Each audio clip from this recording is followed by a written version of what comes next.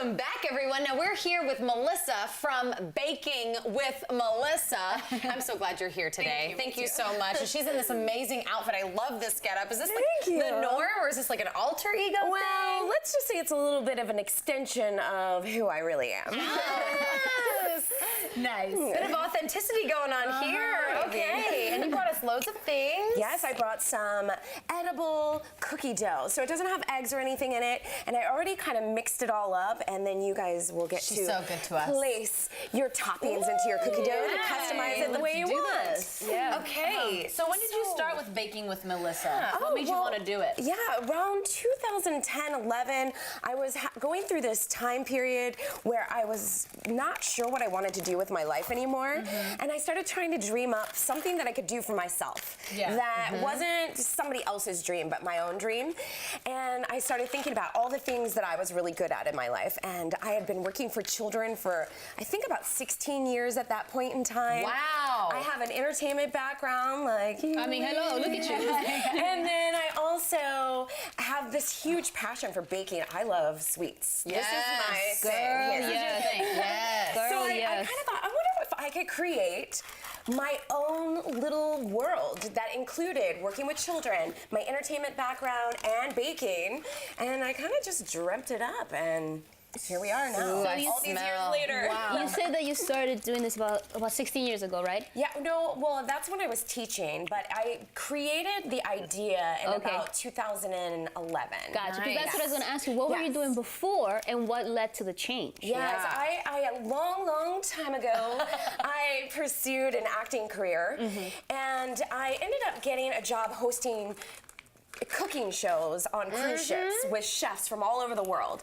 And while I was there, I kept thinking, I really loved just getting to be me on stage, where people were constantly, ooh, I like who you are, not trying to be something. Someone else. Yeah, or Yeah. living up to the standards in Hollywood where you need to be perfect. And it was so amazing, and it felt so freeing to not have to be perfect all of a sudden. Yeah. Because I was just perfect, just being me. Yeah, it's sweet. I know. It's brown sugar.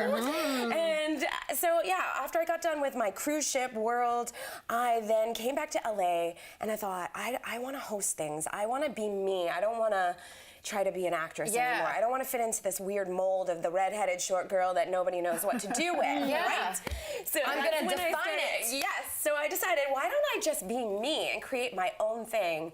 And that's where it all began. And Look at you now, girl. Yes. I mean, I love it. Tell us how Baking with Melissa works, like Okay. the brand and the company. Yeah, so I bring all the dishes, the ingredients, and all the fun to your home, your location. I set everything up, and then I entertain the kids for the duration of the parties. So I might be at the house for two hours, 2.5 hours, and we are baking from scratch, where kids are doing hands-on learning, and not just, you know, a princess showing Out up of to a the box, party yeah. and Yes. face painting. Instead, we are actually making something, and kids get to take ownership in their own creations. And Does it then- get messy? It doesn't, because I've been teaching so long. That is the #1 question from all parents. Oh, is my house going to be a disaster? I'm like, oh, no. I somehow walk into the room and can mesmerize the little children. Yes. And I have it so well done now, meaning I know how to do it so well that now. I have it all step by step, and everybody's just following along. And when it's all done, I literally just pack everything up and go. I'm not sweeping floors for 5 hours or anything like I mean, that. she came in here with all these cute little cups.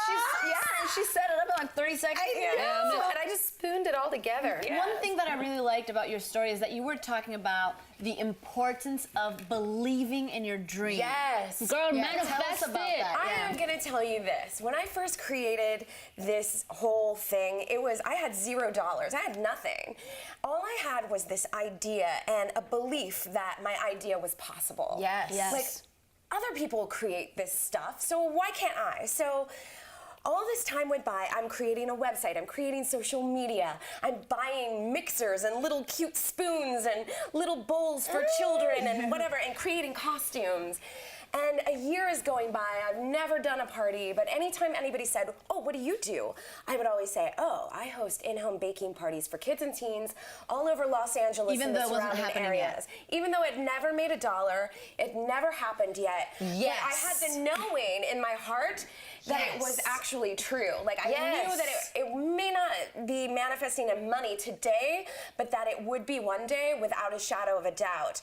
And so it was a little over a year that I just kept telling everybody this thing about Same me. thing. Same thing over and over. And my friends will all say that when I was saying it, they never once thought it wasn't true. They didn't, some people didn't even know I actually didn't do these things yet. Because there was so much confidence There was and just like a conviction, belief, conviction. I'm gonna do this. I'm gonna and do then it. the first day a phone call came, I was like, oh my gosh, what? And I was shaking on the phone, and Mom was like, are you available? And I'm like, let me check my calendar. Hold on. And I'm like, ah!